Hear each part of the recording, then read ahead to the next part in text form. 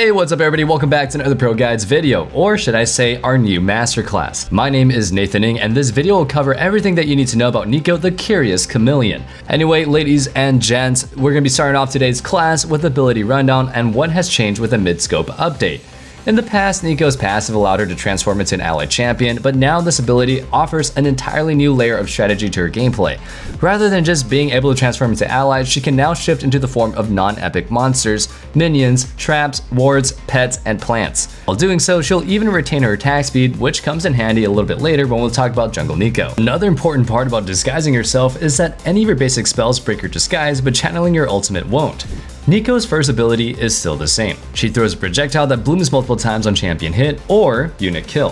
For her shapeshifter, we have the following change. Neeko is now able to redirect her clone by reactivating that ability to send it to a specific location. In addition to that, it can also play her laughter and do some funny taunts. Other than that, every third hit still deals extra damage and grants Neeko bonus movement speed. Neeko's tangled barbs weren't changed. Throw it, and if you hit an enemy, they'll be rooted and your spell will be empowered. It increases in sizes, speed, and it roots for an extended period of time as it travels through the first target hit. The biggest combo change for Neeko comes from her ultimate ability, Pop Blossom. As I mentioned before, you can hide your ultimate's channel while you're disguised with inherent glamour, but that's not all there is to it. Compared to before, it knocks up the enemy as you're about to launch into the air.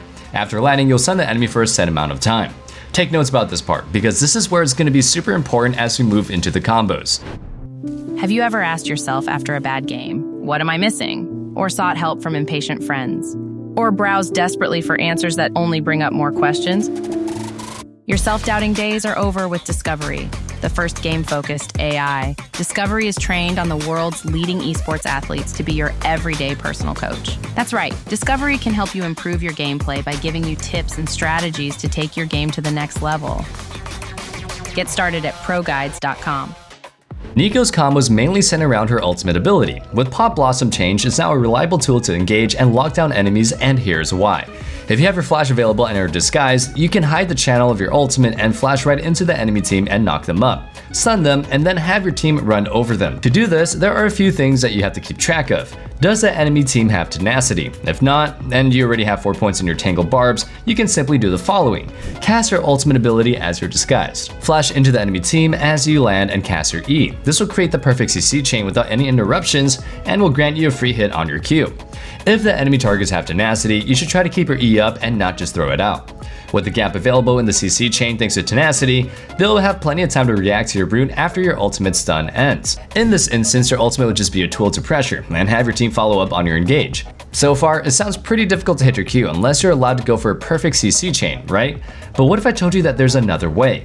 Neeko's Q has a cast time, which translates into her standing still for a brief moment of time as she throws it. This cast time can be cancelled or rather transitioned into your ultimate's ability with the clever use of flash. Here's how it's done. Cast your ultimate ability and as you're about to go airborne, Q flash the enemy target. They'll be knocked up and your Q will hit them 3 times even if they have tenacity. Let's quickly sum up. Neeko now has access to a perfect CC combo and can be a reliable engager. On top of that, the change to Shapeshifter allows her to sell the fake more convincingly, while Inherent Glamour may help you play tricks on your enemy's perception. For the next part, we're going to dive into some trickery when it comes to your Inherent Glamour. With your adjusted passive, you're now able to utilize minion and monsters for your own benefit. This comes in handy when we start talking about Jungle Neeko. As a Jungle Neeko, you want to abuse the following trick. Steal the melee minion's appearance and turn into it. Use the super high attack speed of that minion to clear your first buff super fast. To make it really easy for you, we'll provide you guys with a full default jungle path. Start with your W on your red buff and then smite it as you kite away to save time. Put a point in Q on level 2 and then go to your Crux and then afterwards to your Raptors camp. Before you finish killing the raptors, you want to steal their appearance and keep it to clear the other side of your jungle a little bit faster. Put another point into Q on level 3, transition into wolves, transform into a mini raptor, kill blue and gromp, and you'll finish your full clear at around 3 minutes and 7 seconds with 1 smite charge still available. Alternatively, you can skip out on the raptor tech and just stay healthy throughout your clear as you can utilize Neeko's range to kite the camps. If you're afraid of getting invaded or have to respond to a play on the map, you can just take E at level 3. 2 points in Q will always be better for clearing, but 1 point in E will increase your PvP potential dramatically. If you want more clear paths, don't worry, we've got you covered. Just take a look at these clears and timers.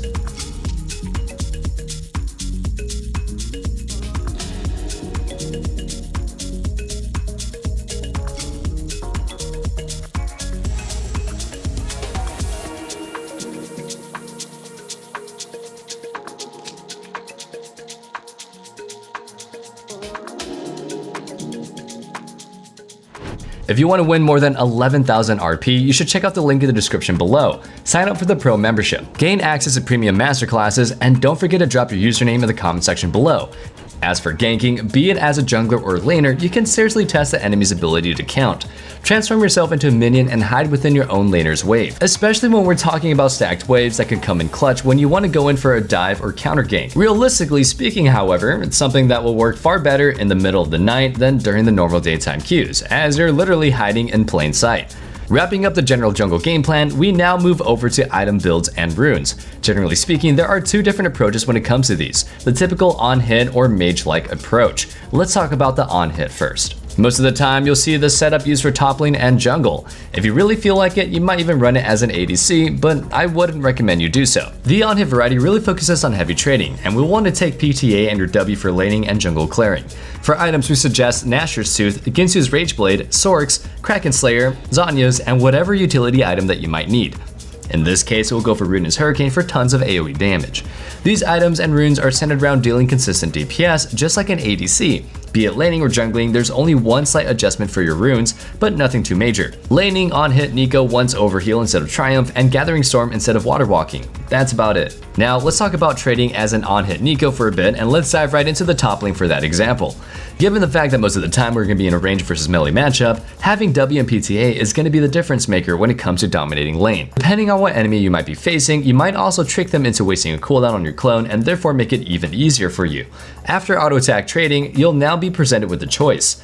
Do you need range poke abilities in the form of your Q, or do you need an all-in option with your Tangle Barbs? The choice is completely up to your judgment. The skill order, however, is set in stone.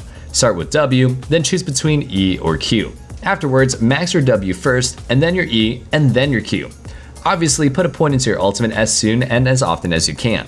The next part is about Mage Neeko, and here we have a few adjustments in her gameplay loop, runes, and items. You want either your blue jungle item, a Doran's Ring, or Spell Thief's Edge, Hextech Protobelt, Shadow Flame, Zhonya's Hourglass, Rabadon's Deathcap, Void Staff, and our beloved Sorcerer Boots. As a jungle or support Mage Neeko, you can rush those boots to increase proactivity, but generally I recommend buying them after your first item. In the rune department, we also have some more drastic changes. In the jungle, you can make use of Dark Harvest, Sudden Impact, Eyeball Collection, Relentless Hunter, Perfect Timing, and Cosmic Insight. For laning, you want Electrocute, Taste of Blood, Eyeball Collection, Relentless Hunter, Mana Flow Band, and Scorch. As a jungler, you'll find it very easy to multi-proc Dark Harvest during fights, and Perfect Timing will enable highly profitable diving opportunities. As a laner, you want that extra power of Electrocute and Scorch, combined with the sustain of Taste for Blood to trade from high distance with other mages or deadly assassins. Skill order wise, there's also a change, and here we want to start with our Q at level 1. After that, we want to take E for level 2, and then W for level 3. Max Q first, then E, and then W, and as per usual, skill your ultimate whenever you can. And now, let's go ahead and summarize. Neeko can be played as an on-hit or mage-like laner, jungler, and support. That translates into two major styles, constantly DPSing like an ADC or high-range all-in bursting like a true mage. To jog your memory, here are some different jungle clears that you have available and the skill order for each of these. I've been reading the comments, and honestly, I just want to say that y'all have been super kind, and I miss you too. Anyway, with all that being said, stay safe, stay healthy, and have a wonderful day. Peace.